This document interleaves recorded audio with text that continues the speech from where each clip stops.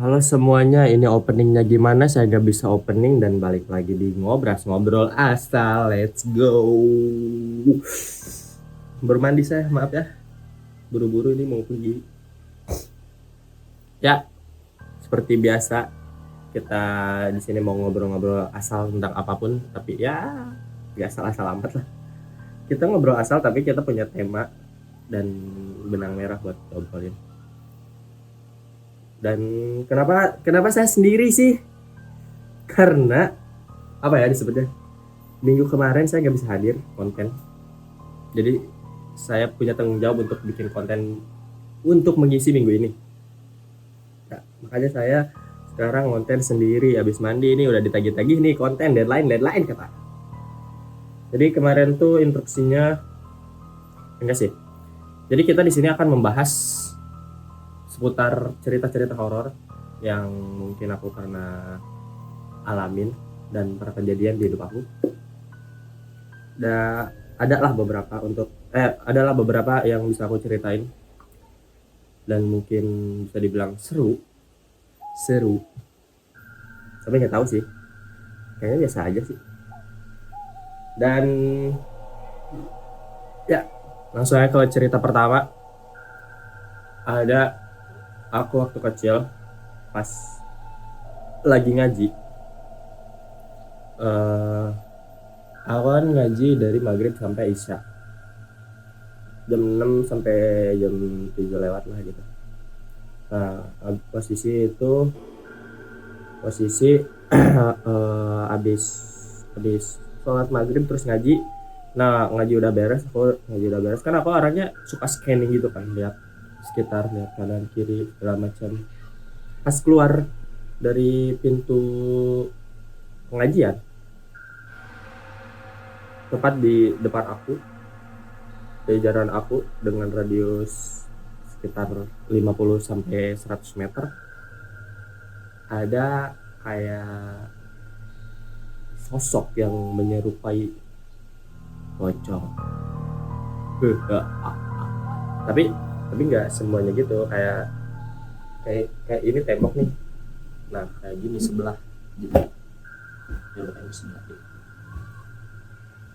Misalkan aku ini ya orangnya, ya namanya juga anak kecil, penasaran kan,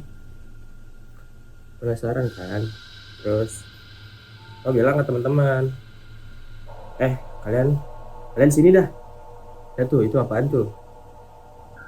Terus teman-teman juga kayak bilang, ih pocong kan gitu. Terus aku kayak, oh berarti mereka lihat juga gitu. Jadi ya udahlah, di situ aku masuk lagi. Udah tuh, aku sama teman-teman langsung lanjut sholat isya kan. Habis sholat isya pulang. Nah ternyata pas aku ambil sepeda, pas mau pulang, aku kira kan udah hilang kan. Ternyata masih ada dia dengan posisi kayak gini. Dan anehnya, kenapa sambil jalan sambil liatin diri terus kan. Nah, semakin aku jalan, semakin si itunya hilang kayak gini nih, ketutup tembok gitu. Nah, disitulah saya merasa ketakutan. Sebenarnya cerita ini masih ada lanjutannya, tapi nanti kita simpan di akhir video karena ini adalah sebuah edukasi buat kalian ya. Nah terus cerita yang kedua, ini apa ya, cuma ngagetin sih, nggak serem menurut aku ya. Waktu itu teman-temanku lagi pada nginep di rumah aku. Kebetulan orang tua aku lagi nggak ada, aku minta temenin, kayak sekitar 5 sampai 6 orang lah. Terus ada di mana kita sesi nonton bareng gitu, dibosen kan nonton bareng. Kita sekitar apa ya, SMP gitu kan, nonton bareng sekitar jam 10 11 lah, karena udah pada bosen kan main. Nonton bareng di ruang tengah, nonton nggak kerasa tuh udah jam 1 jam 2. Nah aku kan fokus nonton ya, Nah pas fokus nonton, ternyata aku pengen pipis tiba-tiba. Pengen pipis lah aku, karena di rumah aku sendiri, jadi aku nggak minta antar siapapun. Adalah aku pergi pipis sendiri ke WC. Pergi pipis, baru masuk dapur, kan kan ini dapur nih. Ini dapur nih segini. Nah, WC kamar mandi itu tuh di sini. Nah, biasanya ada motor-motor di sini nih. Nah, aku dari sini. Set set set set set. Otomatis lampu gelap dong. Udah aku jalan. Set. Nah, pas sudah sampai pintu kamar mandi, kayak ada yang bersembunyi di motor-motor itu, kayak zep, buru-buru gitu, buru-buru ngumpet. Nah, awal orangnya cuek ya, nggak peduli apapun. Jadi pas ngerasa kayak gitu, kayak ya udahlah masuk dulu, anak-anak jahil paling gitu kan.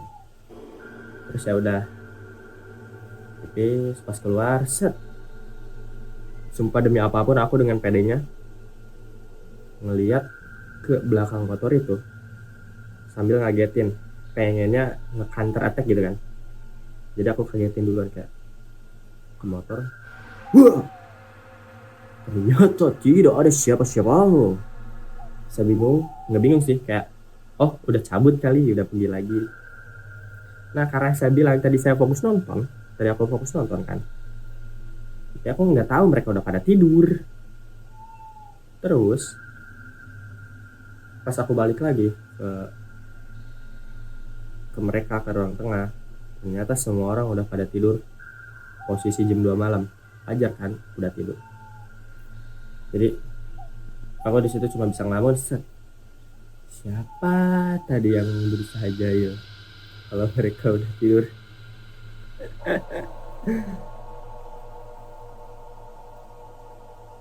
Itu cerita kedua ya, cuma ngagetin kata aku juga, agak horor amat. Terus ada lagi nggak cerita horor?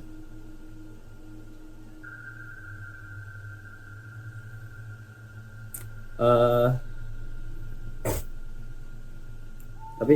tapi emang di rumah ini katanya ya kan, aku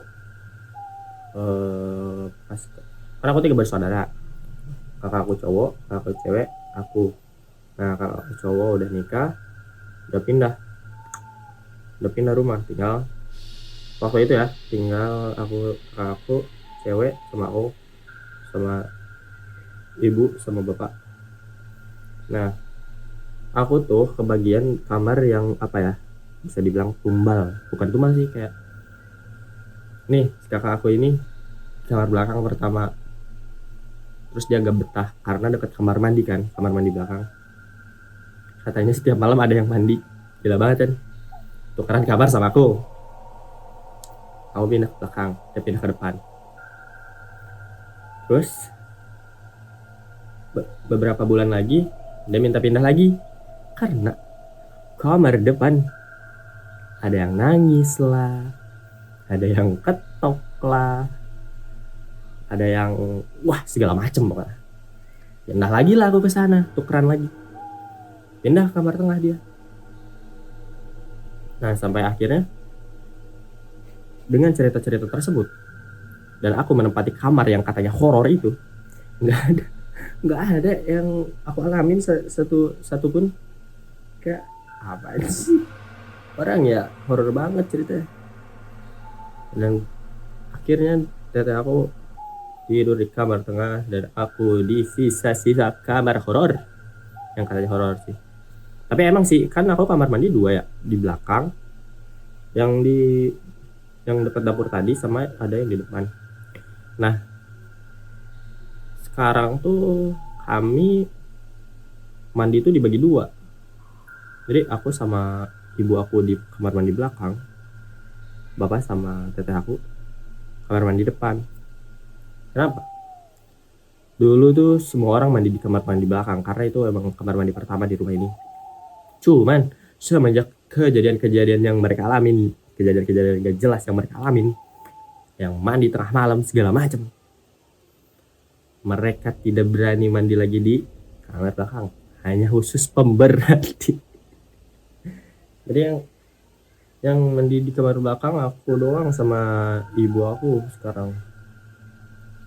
Terus aku pernah juga ngalamin kayak cuma diganggu-ganggu doang sih kayaknya ya, ini kayaknya ya kayak diganggu-ganggu doang. Terus kayak gimana sih diganggunya, cuma kayak diketok-ketok. Oh iya, ada cerita yang ini sih kacau, ini sih kataku kacau sih. Jadi waktu itu bibi aku baru meninggal. Nah kebetulan bukan syukuran, tahlilan 3 harian ya.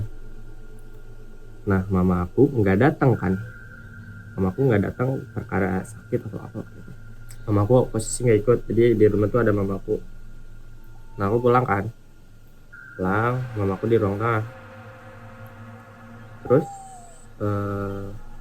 aku masuk nyamperin mama aku, tiduran lah samping mama aku. Terus kedengaran di luar kayak orang-orang udah pada balik tahlilan gitu segala macam, bawa berkat kayak gitu. Kedengaran rame di luar. Posisi aku pintu udah udah tutup. Tapi nggak dikunci sih. Udah babe aku belum pulang kan, jadi aku nggak kunci. Terus pas mereka udah pada kayak udah di luar tuh udah hening, udah nggak ada apa-apa lagi, udah gak ada kegiatan lagi, tinggal nunggu babe aku. Berarti tiba-tiba ada yang ketok, tok tok tok. Aku bingung dong sama mamaku, jadi diam ya udahlah. Terus ada ketok lagi, habis itu tok tok tok. Kita berdua diam lagi karena kita berdua itu emang cuek banget orang.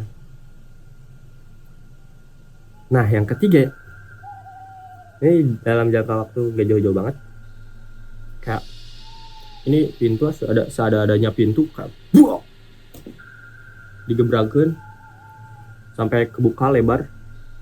Kaget dong, diri lah aku mengecek ada apa nih, orang jahil kah? Cek gak ada siapa-siapa. Balik lah aku ke mama aku, gak ada siapa-siapa mah.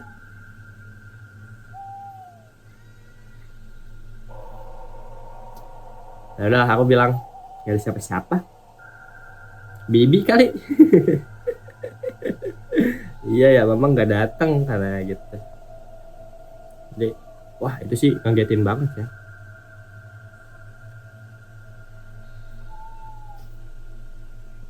Apalagi aku cerita paling yang ini mah aku pernah digini-gini doang. Nah, itu juga aku marahin. Udah sih nggak. Oh ya, aku mau ngelanjutin yang kasus pocong tadi pertama. Nah jadi guys, setelah aku malamnya lihat kayak gitu, pas siangnya aku tuh kayak kan kepo ya orangnya, aku tuh kayak berani ngecek gitu ke tempat itu. Kok sebenarnya perkara apa sih yang bisa aku ngebuat apa ya, mempunyai spekulasi bahwa itu tuh pocong. Jadi aku kayak pengen membuktikan sebenarnya ada apa di belakang itu. Kalau misal pocong, oke lah, fine, nggak akan ada apa-apa berarti di sana. Ya udah aku cek lah ke sana. Aku cek sendirian jam berapa, jam 9 pagi gitu, karena udah penasaran banget itu sebenarnya ada apa sih semalam. Aku cek, ternyata itu cuma bilik rumah yang kayak apa ya, gini gitu loh, membelendung gitu. Anjir kata gue, itu loh, makanya jangan terlalu cepat mengambil berspekulasi. Kita tuh harus membuktikan. Yaudah kita tutup ini dengan edukasi aja ya guys. Jadi kalian nih yang sekarang masih takut hantu segala macam, kata Bang Jawin, hantu itu nggak ada. Kalau jin emang ada. Aku juga sering ketemu jin. Enggak sih, emang jin tuh kayak nggak bisa dilihat dengan kasat mata. tapi emang ada. Ya aku sering ketemu jin nih. Tuh, ini jin nih sini nih jin. Nah, jadi hantu itu nggak ada, guys. Kenapa nggak ada? Karena pada saat hantu muncul di pandangan kalian itu tuh cuma apa ya namanya? Kayak stigma-stigma gak jelas gitu. Kayak sebelum kita membuktikan, kita gak boleh anggap itu hantu, guys. Jadi kalau misal kita dengar suara nangis lah, suara ketawa lah, atau ada bentukan apalah, kita buktiin sendiri, samperin sendiri. Gak boleh langsung mengambil spekulasi bahwa itu tuh hantu. Jadi jangan takut hantu sekarang, guys. Hantu itu gak ada, kayaknya gak ada edukasinya dah. Cuman bilang jangan takut hantu doang. Jadi ya udahlah, sampai di sini karena sudah habis, sudah nggak bisa juga. See you in next video.